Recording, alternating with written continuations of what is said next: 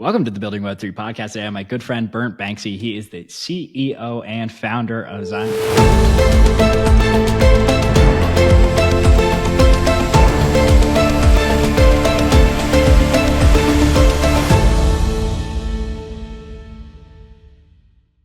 Quick disclaimer, we app only for informational purposes, and any views expressed by anyone on the show are solely our opinions and not financial advice. Jax and our guests may hold positions in the companies, funds, or projects discussed. Please do your own research. Tell us real quick, for those unfamiliar, what the heck are you guys doing there? Hell yeah. We are making crypto disappear. What is that? We love crypto here. Where's it going to go? No, dude, it's going to grow. I mean, everything that you've seen in crypto has been great, but it's been great on a small scale. We are like at the point where we can take on the real world and the mainstream audience, and so we will. All right. Well, what does it mean? Like, how do we actually get the normies, for lack of a better term, into Dude, you just crypto? like make it genuinely, and we've seen significant success with this, is just make them not change their user behavior, and that's it. It's actually really intuitive. You're telling me that we don't have to make them switch all chains just to send the same exact coin to other people? Yeah. Right. You don't need to download a random thing, but the right version of the random thing. You don't have to go to a centralized exchange, buy the thing, bridge it, wait a couple days, do KYC to use an application. Well, I mean, the second way you described it seemed pretty easy, but I guess for people maybe new to the industry, and we're like, I wonder why the amount of developers are declining and the users are staying stagnant. Yeah. So tell us, what does it mean to have I know you guys on your site have the first walletless blockchain. Like, what does that mean for the crypto native? And then we can translate it more for the normieverse. Yeah. I mean, all that means is everything's a smart contract account. There's like a ton of building blocks like composability and interoperability, just speed, efficiency, but mostly like it's just an easier step in making sure that like crypto is gone and disappears. Crypto is gone and disappeared. And I think that like we're going to look back in 5 years and we're going to, we're going to say, why the hell were we using wallets? Now, if we don't have wallets, I think this is going to be confusing, even to me, a very handsome, charismatic, and humble guy. Yeah, of course. I think before the call, I called you the most humble guy that I met. Yes, everyone has been saying that recently. I get everyone. I think I might win second place. So yeah. So tell us about okay, if there's no wallet, how do we interact with the blockchain? Like, where my money? Where's my money? Dude, it's so simple. It's very similar to like Ethereum or kind of like restaking protocols. It's in a smart contract account. So like anything that you're seeing with account abstraction, just think account abstraction, but instead of being on the smart contract level, which requires a lot of like pain and really it's not very interoperable, imagine all of that just enshrined on the protocol level, and just the ability to do so much more is just exploded. All right, we love that. And I think you guys have around 4 million meta accounts. So one, I need to ask, what the heck is a meta account? And then tell us how you got that many of them. Yeah, I mean, it's just fucking easy. We just make it easy. And this was so the 4 million number was on our test net. We were so excited about that. I mean, we have, even right now, I think we're somewhere around 100,000 daily active users, and we launched our mainnet last week. Wow. Yeah, it's incredible. And the secret sauce is it's not absolutely a pain to use it. You could just log in with your Gmail. You have no idea what a meta account needs to be or what a wallet, it doesn't matter. You just log in. It's easy. My first time, I've been building this industry since 2015. It's the first time that my parents have ever been able to use something that I built. But first, let's talk about our amazing sponsor, HiMapper, who helps make this show possible. They're keeping maps up to date in a really clever way. All you need to do is drive your normal routes with their smart dash cam installed. No extra routes, no extra hassle. Just drive like you always do and get rewarded. Join HiMapper and keep the map fresh for everyone. I mean, I got to say, it's definitely an interesting concept. Like, my mom never goes to a site and she's like, oh, MongoDB, but we have all of this oh my real. God. Yeah. Oh, well, this is built in PHP. It's hosted on Kubernetes. I'm signing out. Yeah. There's all this weird tribalism around chains here, when it's you would think in a year or 2 years this is all fading into the background, and nobody really thinks about it. It should. So talk to us about how you actually built this from like a technical perspective. Is it just like using some of the account abstraction tech that's out there? Is it like our friends over at Particle? What's comprising this?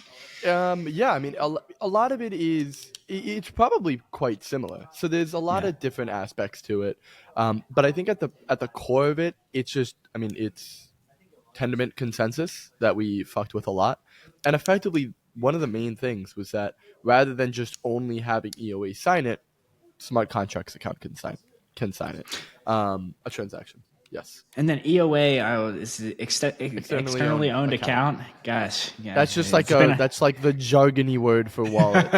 it's been a while since The I've been out of the legacy jargon. definition. Yeah.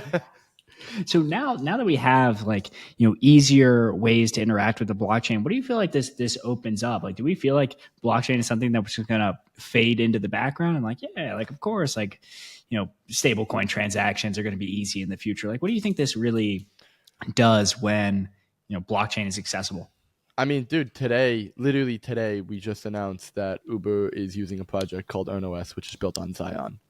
Wow. And so what it enables is the ability to work with brands and to work with people who don't care about crypto. And we have about 150, EarnOS has about 150 that'll be launching extremely soon, in addition to 200 ecosystem projects that we're working with right now.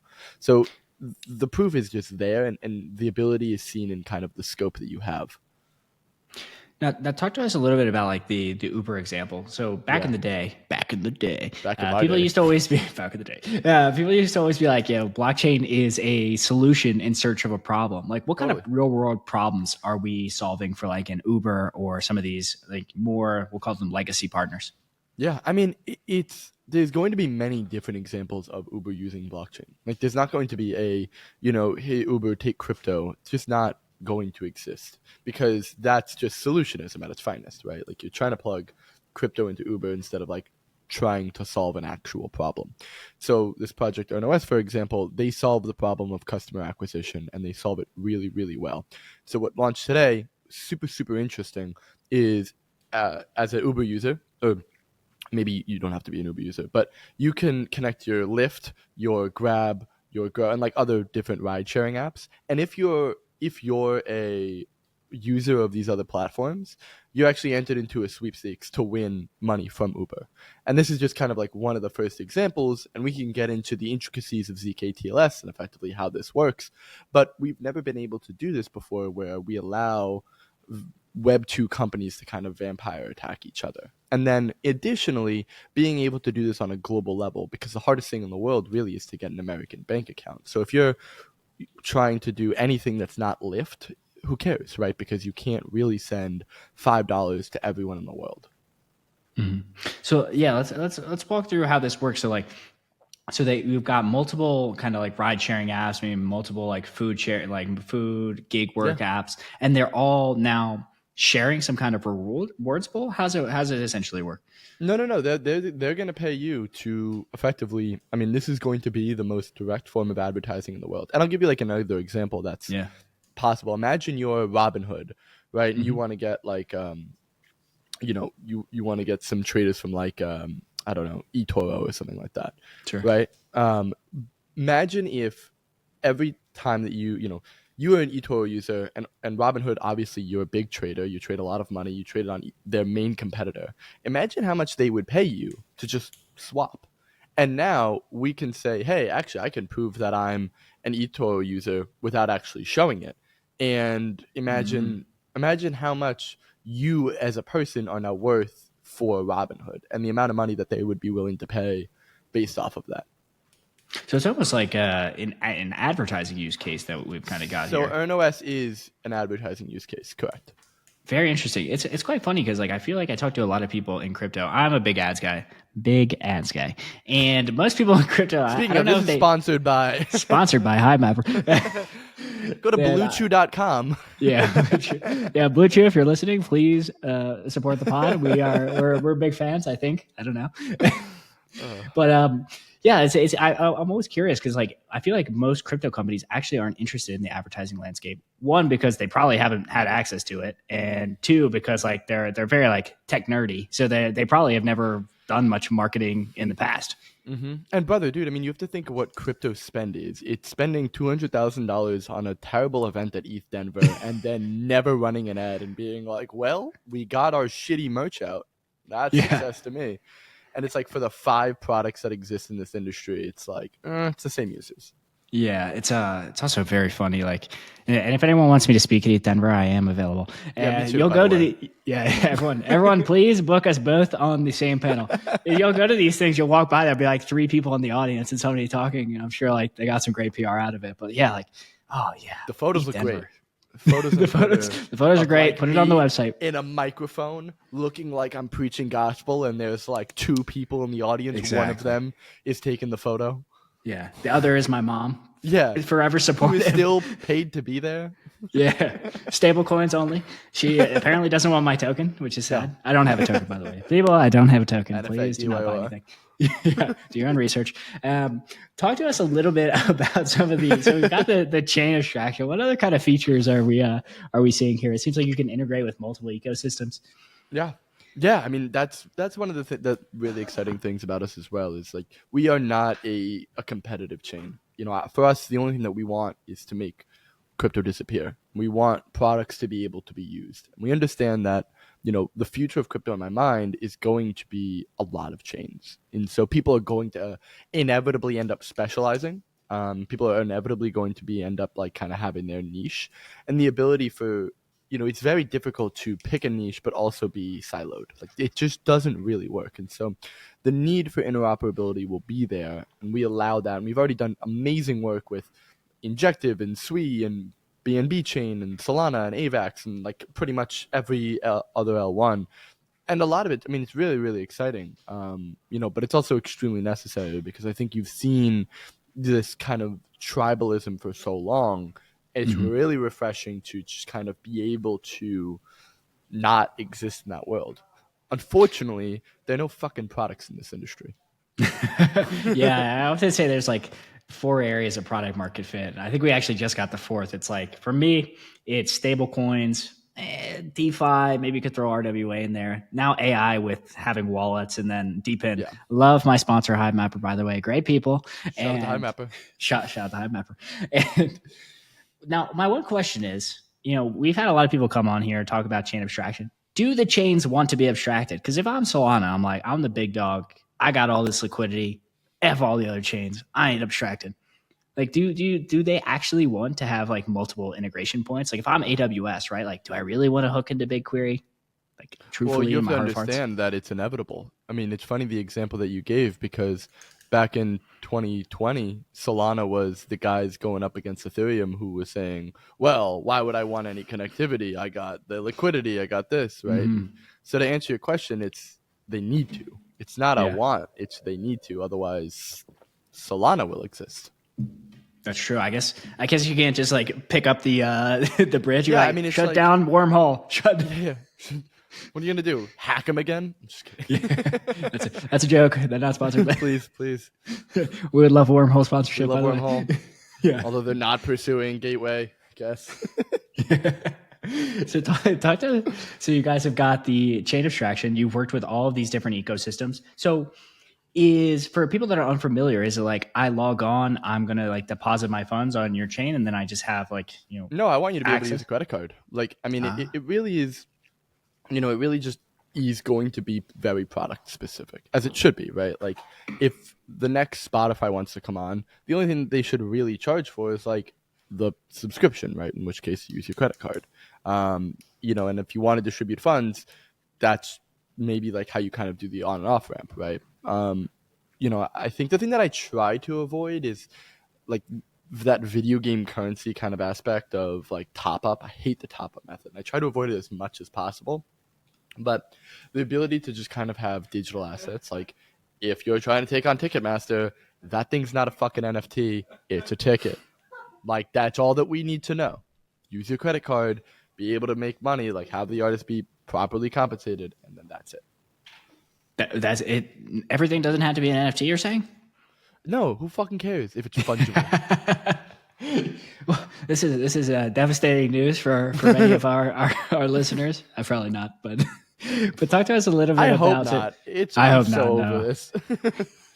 Well, we can't all have just PFPs and Yeah. live. You can Yeah, have a PFP, like you can still have art, but it's like I remember like when SNL did like what the fuck's an NFT is like, the top. yeah, and it was like, dog, why are we still calling it this?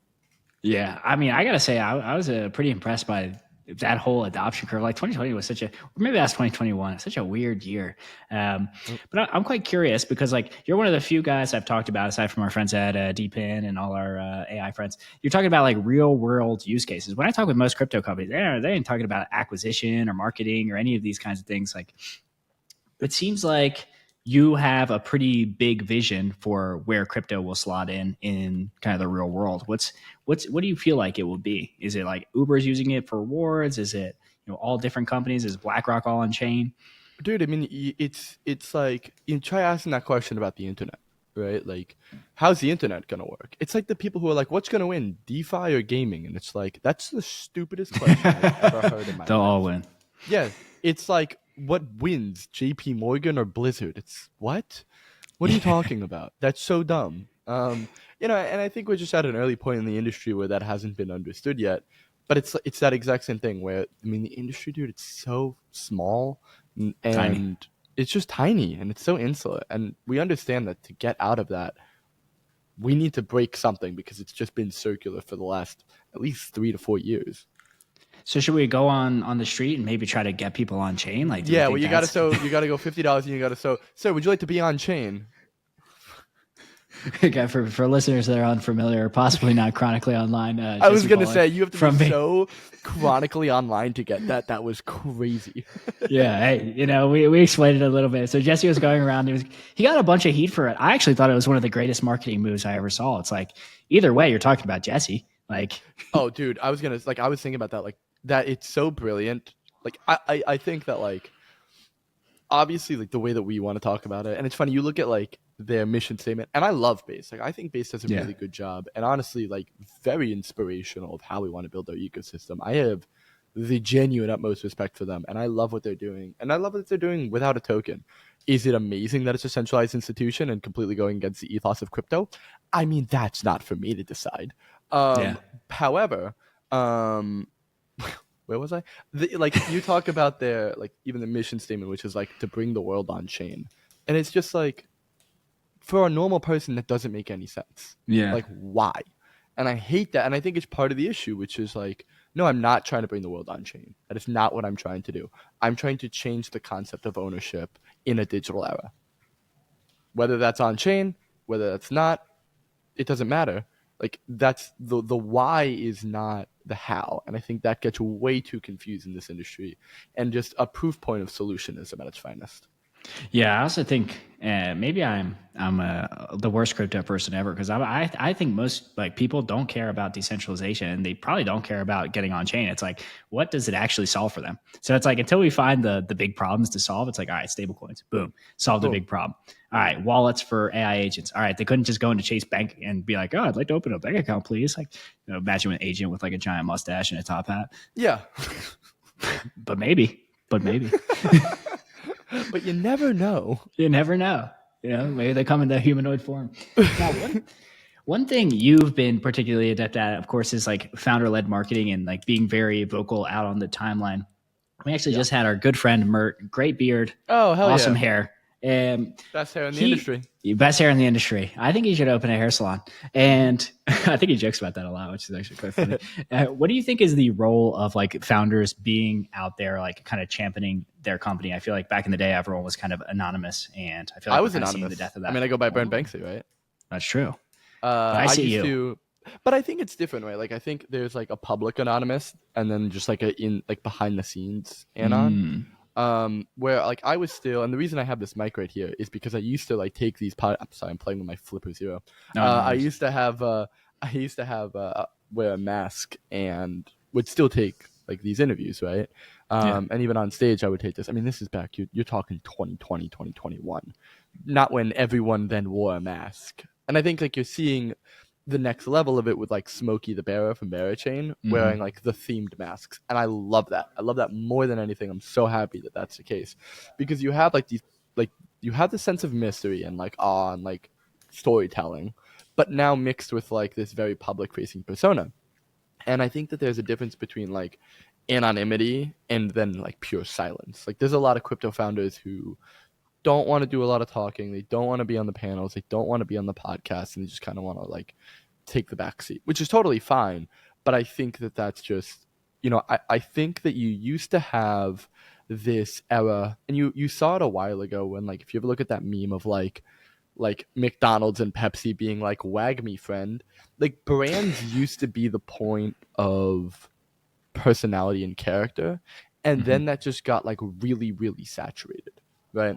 And so now I think when you look at like, people don't want to follow brands anymore, right? Like that brand thing just got so like worn out, but people want people, right? People want authentic people ideally. And I think that this is kind of that new era that you're seeing in the form of like digital marketing. Maybe it moved faster from like the crypto perspective, but I remember, it's so funny. I saw Mert in Texas, and Mert and I had spoke back when I was Solana days back in like 2020, very briefly. And I remember I reintroduced myself to him in Austin. And I go, hey, Burnt Banksy, do you remember me? And he's like, oh no, I don't. I'm sorry. I'm like, don't worry, you will. And I just left. That's why I call him the second most humble person on the interview. Yeah. This is, of course, I bow myself. Yeah, it is quite interesting. I feel like my thing is like, of course, big brands can be built. Like Red Bull is obviously a great brand. Love them. Please sponsor the podcast. And please, we're begging you. And Blue Chew. And of course, like Apple. But like, yeah, it's just a lot. I think it's just easier to build a brand as a founder because people buy into humans. And I think when you can like, you have this idea of using, you either have like the vessel being the vessel of vision being the founder, which it should be always, or the vessel of vision being the company, which, like, if you were to look at, like, let's say early Uber, you knew who the founder was. You knew TK, and Uber was TK. Same with Chesky of Airbnb, right? Like, you knew these things, and so they kind of, it always really existed. Same with Zuckerberg, same with Bezos, right? Like, always really existed, but I don't think you've ever seen such a great separation from the brand as you do kind of right now. Yeah. Well, I think it just matters in so many respects. Like, all right, if you want to hire an engineer, it's so helpful just to be on the timeline. Like, if people know who you are, they buy into you. Like, even if you're like, you know what, F it from the marketing perspective, from the hiring perspective, you got to be like, it's a no-brainer. It's also like a really good sounding board for your ideas. Like, I mean, I've experimented with some of my, I'm even experimenting with a marketing plan right now, and I'm like very live tweeting about it, where every day for the next probably 3 weeks, we have a new brand announcement, a new product update announcement. Like, everything is planned, complete blitzkrieg style. And even me, like on a personal level, I'm live tweeting like, this, we're either going to get drowned out or this is going to change the perspective of Xion. Like, either way, we're going to try something pretty cool. And if it doesn't work, it's okay. And I go, but it will. But it will. But we're incredibly confident it will work. But hell yeah, it will. Yeah. So finally, like, tell us a little bit about like where you guys are going in the next like few months. What can people look forward to from you all? Dude, how long you got? I mean, we launched Uber today. I know. I mean, by the time that this video comes out, I know we're gonna have Prime Video, Marvel, Lacoste, and that's just this week alone. We have about 150. In addition to 200 projects that'll be deploying on mainnet. I mean, I'm totally giving up on this whole like one announcement every 2 weeks thing that like you're supposed to do in marketing. And my job is to completely inundate people and make them sick of us because of the amount of things that we're possibly doing. Yeah, the amount of brands you were listing out there, I thought it was my girlfriend's. That's this week, and I'm confident that this will come out after all of those are already announced. Wow. Yeah, you guys are going to have to create some kind of new thing where you just have a Blue Chew coming in the podcast. And we'll take a brief break for our sponsor. All right. So one thing we always do on all the podcasts is we always ask for a startup idea, because we have a lot of builders that listen, a lot of like aspirational people that want to be founders. What do you think is an area of crypto that you guys aren't building in that you feel like is being under addressed at the moment? I want so much shit in ZKTLS. I think like the ability to prove things in like Web 2 is so powerful and so underutilized. We had this one thing that we did build, but we haven't launched yet. We probably will launch, but it's and I'll tell you why we haven't launched it yet.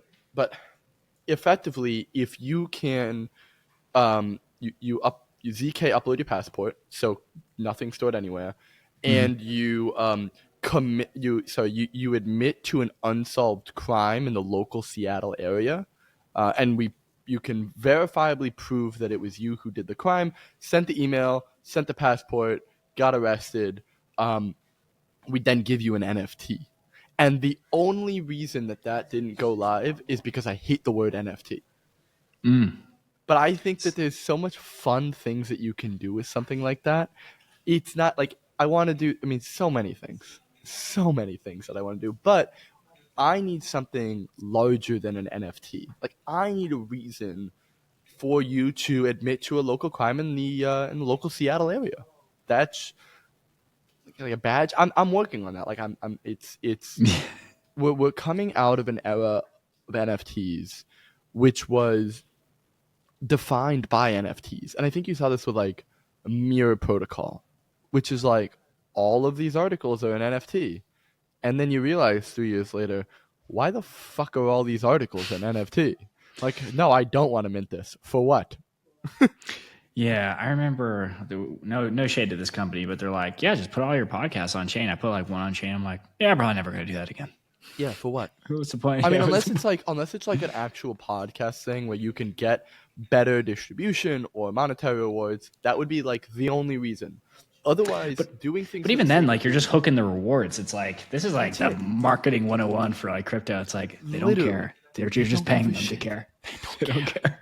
I mean, I think that like hopefully you can create a flywheel about that. But like, I do think that the next Spotify will be on chain. I think the next Netflix will be on chain, because I think that industry is ripe for innovation, and I think you can see that in the amount of strikes and the amount of like hate and anger that kind of comes. And so if like people can get, like, Napster was way too early for its time, but it like was the impetus of Spotify, which at the time was the disruptor and is now the evil villain. And it's funny, you look at like Google, who like had to remove "don't do evil," right?